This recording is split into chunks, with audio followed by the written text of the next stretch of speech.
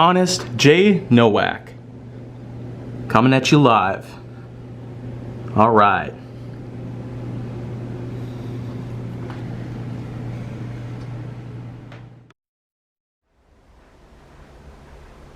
A pleasure to meet y'all at last, and welcome back to Honest J. Nowak. Season 2, of course. But now, let me just tell you that it's been a while since I've actually talked about celebrities, by all means. And so, coming from a lot of people out there who have basically known me and my younger sibling, Luke Skywalker Michael Jackson Nowak, I might as well go ahead and talk about a little something from about 10 years ago.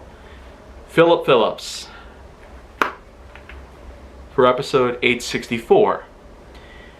So what I can gather already is that Phillip Phillips, an American singer-songwriter who has basically given us acoustic-style pop songs of all sorts, especially between 2009 and 2015. Most importantly, and probably most remembered, with the 2012 album, The World from the Side of the Moon. And this is among the best that Phillip Phillips has basically accomplished. And alongside other acoustic pop artists of all sorts out there, including Goldfinger, Jack Johnson, and even the combination of Bare Naked Ladies and some pieces of Michael Jackson music of all sorts, Phillip Phillips is one of the more modernized examples of acoustic pop out there that still does continue to this very day, but it's just kind of a shame that with the very poor sound quality and clarity that seems to come out of every single possible song imaginable, it's really like a total spot-on regression of technological advancements. And the fact is, The World from the Side of the Moon is going to be turning 10 years old next year. So when you really think about it, Phillip Phillips has had a huge track record, not only becoming famous, for being a part of a lot of different film soundtracks. Yeah, there's a lot of movies out there that actually feature Phillip Phillips songs, most importantly from the 2012 album The World from the Side of the Moon, but also because of Phillip Phillips' huge copy sell date. As a matter of fact, a handful of songs from that album alone were big enough to be on the top 100 in the year 2012 alone. And the truth is that, wow, at one point we downloaded the whole entire album, and there could have never been a point in time in 2012, 2013, and even part of 2014 before another new album came by where we would basically have Phillip Phillips playing in the background non-stop on our radios, on our mobile devices, on our televisions, and anything else that could play music in general. Phillip Phillips was just the jam to everybody out there.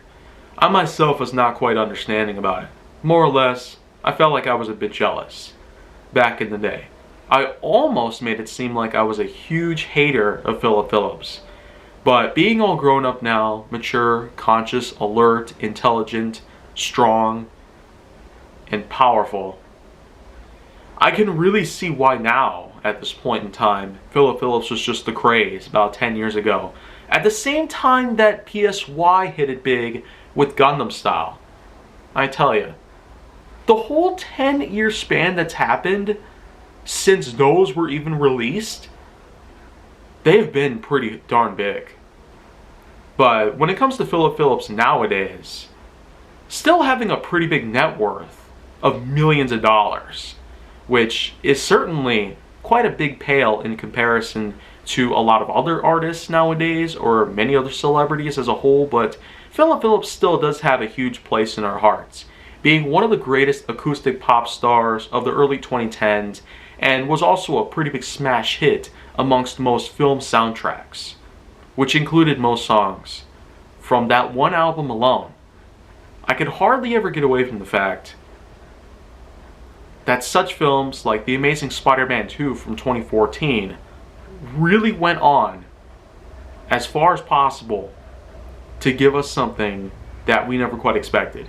A cameo of Phillip Phillips with the song Gone, Gone, Gone playing in the background during one scene of the film. While it was a bad film, a bad sequel to The Amazing Spider-Man from 2012, The Amazing Spider-Man 2 sure is an amazing film entirely, from the way I see it.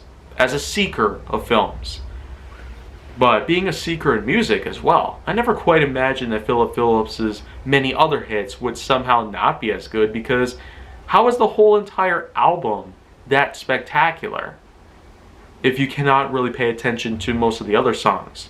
So Easy, Hazel, Thriller. Yeah, literally, Philip Phillips went ahead and made a cover of Michael Jackson's Thriller, having a bit more of an acoustic vibe than a pop vibe. But this is only 30 years apart. So, I mean, the timing was perfect even for Philip Phillips to make a cover of the famous 1982 song of the same name. A 3-decade anniversary special, if you will.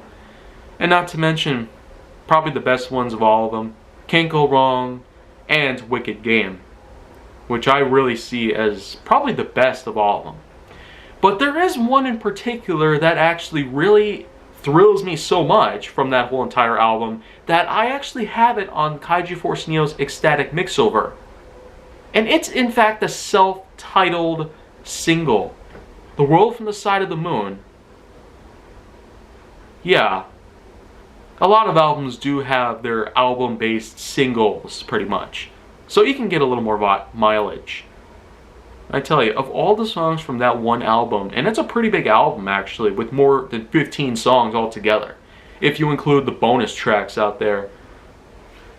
But Philip Phillips and the 2012 single, The World from the Side of the Moon, which also came from the 2012 album, The World from the Side of the Moon, really is just so charming, so cheery, and so unbelievably impressive. So, do expect to find that on Kaiju Force Neo's Ecstatic Mixover, the YouTube playlist, or otherwise. And so, that's probably where I'm going to be drawing the line right here. But if you want to see more, go down to my channel, then make sure that you like, subscribe, comment, follow me on social media, and stay on the Hollywood side.